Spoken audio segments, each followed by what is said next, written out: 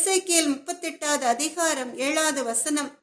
நீ ஆயத்தப்படு, உன்னுடனே கூடின உன் எல்லா கூட்டத்தையும் ஆயத்தப்படுத்து, நீ அவர்களுக்கு காவலாளனாயிரு. ஆமீன். எனக்கு அன்பான தெய்வ ஜனமே, இஸ்ரவேலின் பெருமந்தையே, எங்கே நம் தெய்வாதி தேவனாகிய கர்த்தர் மாகோகு தேசத்தானான கோகுக்கு எதிராக எசேக்கியேல் தீர்க்க தரிசியின் மூலமாய் தீர்க்க தரிசன வார்த்தைகளை கூறுகிறார். கோகே, நீயும் உன் கூட உள்ள சேனைகளும் குதிரை வீரர்களும் ஆயத்தப்படுங்கள். உன்னுடனே கூட பெர்சியர், எத்தியோப்பியர், லீபியர், கோமேரு, தொகர்மா வம்சத்தார் இவருடைய எல்லா இராணுவ வீரர்களையும் ஆயத்தப்படுத்தி நீ அவர்களுக்கு காவலாளனாயிரு. நீ தலைமையேற்று இந்த யுத்தத்தை நடத்து என்று கர்த்தர் சொல்கிறார். எனக்கு அன்பான தேவ ஜனமே, இஸ்ரவேலின் பெருமந்தி, இந்த யுத்தம் யாருடன் நடக்க இருக்கிறது? இஸ்ரவேல் தேசத்துடன். கர்த்தருடைய அன்பு பிள்ளைகளுக்கு விரோதமாய் போகும் அவனுடைய கூட்டத்தாரும் ஆயத்தமாக இருக்கிறார்கள்.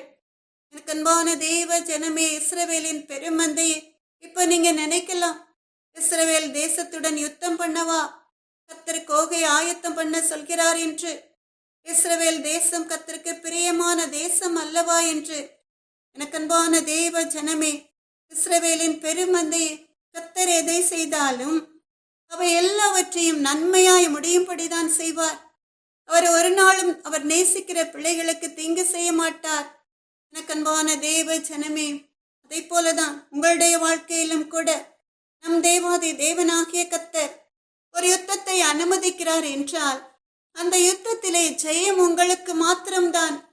நீங்கள் நினைக்கலாம், நாங்கள் பக்தியாய் இருக்கிறோமே, வேதத்தை வாசிக்கிறோமே, கர்த்தருக்கு பிரியமான பாதைகளில் செல்கிறோமே, ஏன் எங்களுடைய வாழ்க்கையில் இந்த யுத்தம் என்று சொல்லி. ஆனால் கர்த்தருடைய சித்தத்தின்படி கர்த்தருடைய அனுமதியோடு தான் உங்களுடைய வாழ்க்கையில யுத்தங்கள் வருகிறது. ஆனால் அந்த யுத்தம் உங்களுடைய வாழ்க்கையில ஒரு பெரிய ஆசீர்வாதத்தை கொண்டு வரும். முற்றிலுமாய் உங்களுடைய எதிரிகள் சங்கரிக்கப்படுவார்கள். அந்த யுத்தத்தின் முடிவிலே அதை நீங்கள் செய்ய போவதில்லை, கர்த்தர் தான் செய்ய போகிறார். ஆமென், அல்லேலூயா.